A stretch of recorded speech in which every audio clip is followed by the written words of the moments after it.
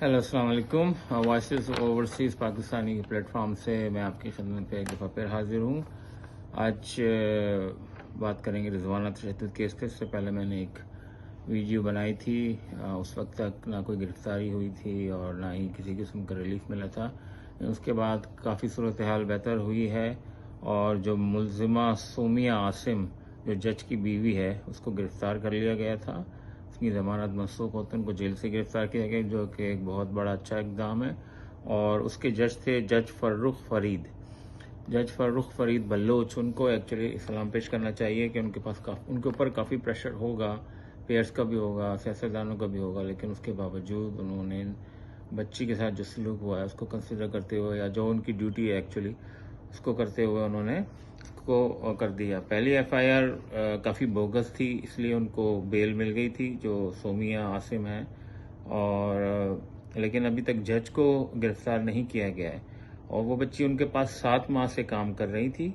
तो शुरू के 1-2 हफ्ते तो शायद मामला ठीक थे, लेकिन उसके बाद उस बच्ची पे तशद्दुद शुरू हो गया और यहाँ तक हुआ कि उस बच्ची के ऊपर जो उस घर में बच्चे रहते थे, सोमिया आसिम और आसिम हफीज़ जो जज है, वो लोग भी उस पर तशद्दुद करते थे, उसके सर पे बॉलें मारते थे, खेलते वक्त उसको बड़ा मिसट्रीट करते थे अनह्यूमनली।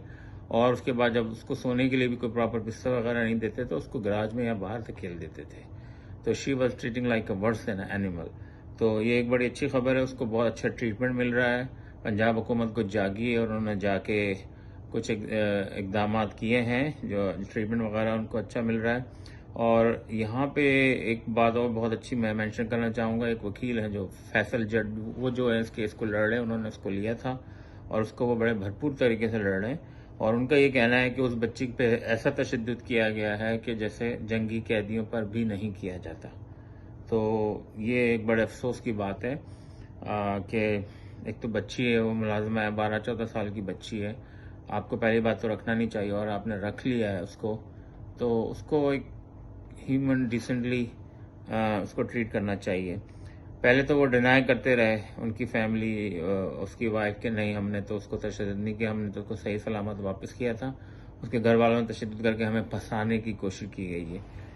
लेकिन बस स्टॉप की फुटेज निकाली गई तो उसमें दिखाया गया कि वो मुश्किल बेचारी अपने पैरों पर खड़ी हो पा रही थी, चल भी नहीं पा रही थी। उसकी माँ ने उसको पकड़ के कराया और वो मतलब उसके साथ गैर अखलाकी, अनह्यूमन हो रहा था सलूक, उसके बच्चे कर रहे थे। मुझे हैरत है जो जज था जिसका घर था वो कहाँ था इस पूरे मामले में और उसने क्यों इसको ऐसा होने दिया।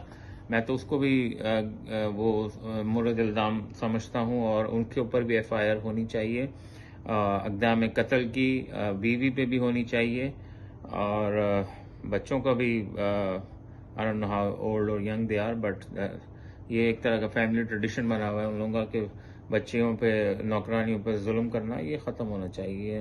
वेरी अनह्यूमन है। उसकी माँ का कहना है कि जी मुझे पैसे नहीं, इंसाफ चाहिए। बहुत अच्छी बात है, अपने हक के लिए, अपने उसके लिए उनको खड़ा होना पड़ेगा सबको। जो जब विक्टिम ही पीछे हट जाते हैं पैसे लेके तो वहाँ से काफ़ी परेशानी होती है। और उनकी वालदा का मज़ीद ये कहना था कि उसको जब ये लोग वेकेशन पे जाते थे, कश्मीर वगैरह गए, तो 1-1 हफ्ते के लिए घर में बंद करके चले आते थे। खाना पीना कुछ उसका पता नहीं, वो बच्ची रोती रहती होगी। अब आप सोचें एक छोटी बच्ची के साथ इस तरह का सलूक किया गया है और वो किस तरह के मेंटली और फिजिकल टॉर्चर गुजरी है। जो फैसल जट साहब हैं जो उनके वकील हैं, वो बता रहे हैं कि उसकी हर बॉडी का बोन जो है वो ब्रेक करी हुई है, उंगलियां तक उसकी तोड़ी गई हैं, उसके सर, उसके इवन गर्दन पे भी चोटें हैं और उसकी रिब्स, उसका फेस बहुत बुरी, जिसका अभी तक उसका फेस अभी तक तो मैंने देखा ही नहीं है, क्योंकि जब भी उसका किसी पे फेस दिखाया जाता है फेस ब्लर कर दिया जाता है।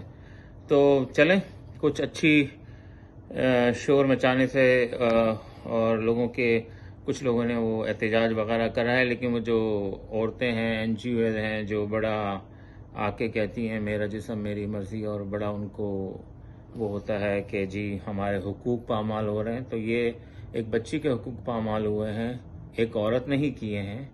माशरे की वो जज है, वो किस किस्म की डायन किस्म की औरत है कि जो इतनी बुरे तरीके से तशद्दुद आप कैसे कैसे कर सकते हैं, जानवर पे आप ऐसा नहीं कर सकते। तो बहरहाल अप्रिशिएट करना चाहिए जज फर्रुख फरीद बलोच को साहब को। उन्होंने एक्शन लिया, टेकअप किया और इवन इंस्ट्रक्शन जारी करी है कि इस मामले में कोई कोताही ना की जाए और बगैर किसी दबाव, बगैर किसी प्रेशर में आए हुए इस पर पूरे जो GIT वगैरह बैठी है उनकी इसकी इन्वेस्टिगेशन होनी चाहिए मामले की, और कोशिश ये करनी चाहिए कि उस औरत को जेल में रखा जाए और उसको किसी किस्म की सहूलत ना दी जाए। और फैसल जट साहब जो उनका केस लड़ रहे हैं उनको भी अप्रिशिएट करना चाहिए। तो देयर इज़ अ होप। हमारे माशरे में इतने बुरे हालात होने के बावजूद भी कुछ लोग हैं जो विक्टिम के साथ खड़े होने को तैयार हैं और हर तरह का ब्लेम, हर तरह का प्रेशर, हर तरह का जो है सोशली और पॉलिटिकली और जो भी दूसरी किस्म के प्रेशर डाले जा सकते हैं, रिश्वत और वो सब निपटने को तैयार है। तो अच्छी खबर है, इंशाल्लाह देखें। अगली वीडियो में मिलते हैं। जब तक के लिए अपना ख्याल रखिए। पाकिस्तान जिंदाबाद।